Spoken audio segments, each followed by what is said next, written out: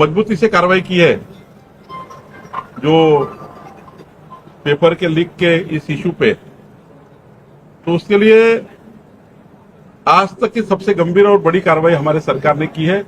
दोबारा हिम्मत नहीं करेगा कोई पेपर की इस प्रकार से छेड़खानी करने की और बच्चों के साथ छेड़खानी करने की। सर, चेंबूरमध्ये झाड पडून विधान श्रीवास्तव या मुलाचा जो मृत्यू झालेला होता त्या सगळ्या संदर्भात आता चौकशी अहवाल जो आहे तो समोर आलेला पाहायला मिळतोय आणि त्या चौकशी अहवालातून गार्डन डिपार्टमेंट, रस्ते विभाग या सगळ्यांना क्लीन चिट मिळताना पाहायला मिळते आणि अवघा फक्त 7 लाख रुपयाचा दंड या सगळ्या कंत्राटदारांवरती दिला जातो।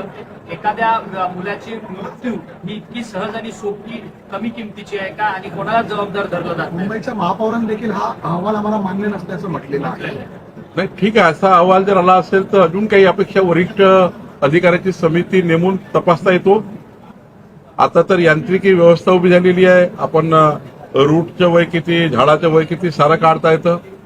त्यामुळं मला वाटतं जर त्यांना मान्य नसेल तर अजून वरिष्ठ अधिकाऱ्याकडनं चौकशी होईल किंवा नवीन आधुनिकीकरण जे आता आपण स्वीकारलं यातनं चौकशी होईल।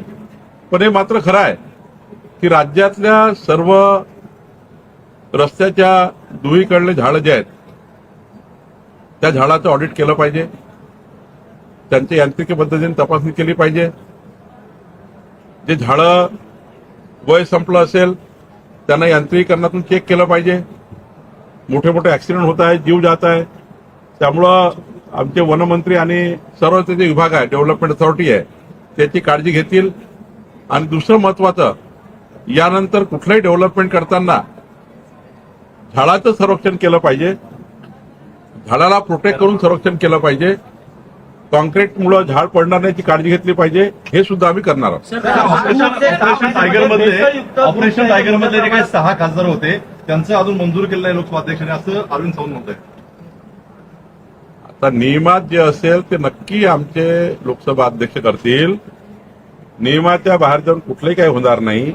आणि एकनाथजी कधी किंवा त्यांचे जे काही पक्ष आहे हे कधी चुकीच्या पद्धतीनं कोणाचं नुकसान होईल असे कुठलंही ऑपरेशन करणार नाही।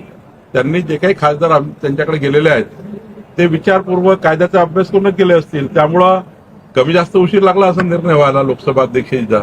पण नियमाने जे काय व्हायचं ते होईल, नक्की होईल। कारण जे काही खासदार आले आहेत ते आपली काही राजकीय प्रतिष्ठा दावाला लावून थोडी आले आहेत, त्यामुळे त्यांना नियम माहिती आहे, त्यांना कायदे माहिती आहे, त्यामुळं कमी जास्त वेळेला ते मंजूर होत असतं। गेल्या 6 महिन्यात ज्या फयाजनी वाटल्या होत्या मोहरमच्या मिरवणुकीमध्ये साधारण 30,000 विषारी कॅप्सूल होत्या त्याच्याकडे, त्याची पोलीस आता चौकशी करतायत आणि त्याचे धागेदोरे आता देशविरोधी कारवायापर्यंत पोहोचलेले आहेत आणि काही देशविरोधी ईमेल्स त्याच्या फोनमध्ये आढळून आलेले आहेत। दहशतवादाचा संशय मी हेच सांगतोय, असे अनेक प्रकरणं जे महाराष्ट्रामध्ये देशामध्ये होत आहे, याला जे काही व्यवस्थित पद्धतीने हँडलिंग होते आहे, व्यवस्थित पद्धतीने पोलिसांनी माननीय मुख्यमंत्र्यांच्या त्या ठिकाणी देखरेखीखाली हे सर्व आता पकडलं जात आहे। हे जे देशविरुद्ध कारवाई करणारे, विघातक कृत्य कारवाई करणारे लोक सिस्टीमच्या कंट्रोलमध्ये आता येण्याचा सुरू झालेला आहे। एक काळ असा होता की यांना काहीच त्या ठिकाणी कुणाचे बंधन नव्हते, कुणाचं त्या ठिकाणी कंट्रोल नव्हतं। पण आता माननीय मुख्यमंत्र्यांनी जी काही व्यवस्था उभी केलेली आहे, आधुनिकीकरण स्वीकारलं आहे, याच्या माध्यमातून आपण खूप पुढे गेलो आहे आणि अशा लोकांना आपण जेरबंद करण्याची प्रक्रिया सुरू केलेली आहे। 6 महिन्यामध्ये राज्यामध्ये भेसळयुक्त दूध मोठ्या प्रमाणात वितरित करण्यात आलेलं आहे। आपल्याकडे या संदर्भात काही माहिती आहे का? कोणत्या भागामध्ये सर्वाधिक भेसळयुक्त दूध वितरित करण्यात आले? त्याला जोडून विचारतो, कारण मी तुकाराम मुंढेंकडे माहिती घेऊन तुम्हाला कळवतो। सोनाईसारख्या मोठ्या ब्रँडवरती एफडीएने कारवाई केलेली आहे, कारण ज्या संस्थांवरती ही कारवाई झालेली आहे भेसळयुक्त दुधाची, त्यांचं दूध सोनाई दूध संघामध्ये जात असल्याचं समोर आलेलं आहे। मी खरं तर अशा कारवाई जोरात झाल्या पाहिजे जे या राज्याच्या गरीब लहान लहान मुलांच्या जीवाशी संबंध आहे।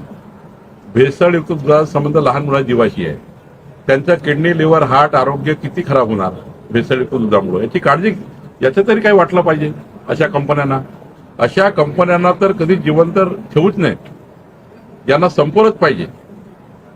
भेसळयुक्त दूध विकून आयुष्याशी खेळणे, शरीराशी खेळणे, या पिढीशी खेळणे आहे लहान मुलांच्या। त्यामुळे मला असं वाटतं असे जे लोक आहेत या महाराष्ट्रामध्ये, खरं तर तुकाराम मुंढेंचं मी या बाबतीत अभिनंदन करेल की त्यांनी या ठिकाणी प्रचंड मोठं पाऊल उचललं आहे।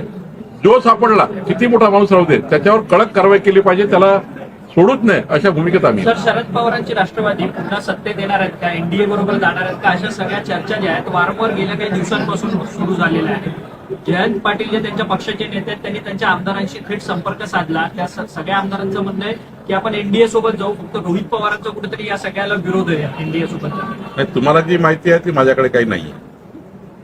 राहिला प्रश्न त्यांचं काय होणार, एक तर शरद पवार साहेबांना तुम्हाला भेटावं लागेल किंवा जयंत पाटील साहेबांना भेटावं लागेल. रोहित पवार आज मुंबईत असतील त्यांना भेटून घ्या. माझ्याकडे तर काही परंतु नाहीये. तुम्ही त्यांना सोबत घेणार आहेत का आल्यानंतर? जुहू चौपाटीच्या संदर्भातला प्रश्न होता. मुंबईतलं महत्वाचं स्थान आहे.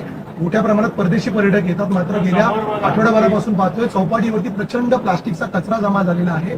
एकंदरीत मुंबईला आर्थिक राजधानी म्हणतोय, मात्र सर्वात महत्वाची चौपाटीच आता सगळ्यात प्रदूषित समोर येते. याबद्दल मी महापौर आणि कमिशनरची चर्चा करेन. सर, जिस तरीके से अरविंद सावंत इन्होंने कहा है कि जो 6 सांसद शिंदे गुट में शामिल हुए हैं उनका रजिस्ट्रेशन नहीं हुआ है, ओम बिरला भी उन्हें नहीं बचा सकते. मुझे विश्वास है कि 6 खासदार 6 मेंबर ऑफ पार्लियामेंट जो एकनाथ शिंदे के पास गए हुए हैं.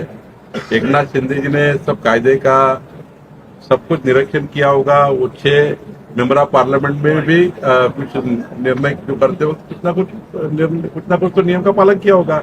अब लोकसभा अध्यक्ष जी ने आज ही क्यों नहीं किया, कल ही क्यों नहीं किया, कब करेंगे, ये तो मेरा अधिकार नहीं ना आपका अधिकार है. वो तो माननीय अध्यक्ष जी का अधिकार है, लोकसभा अध्यक्ष जी का अधिकार है. तो निश्चित रूप से समय आने पर उनके नियम कायदे जो भी होगा, लेकिन मुझे विश्वास है कि जो भी होगा नियम से होगा.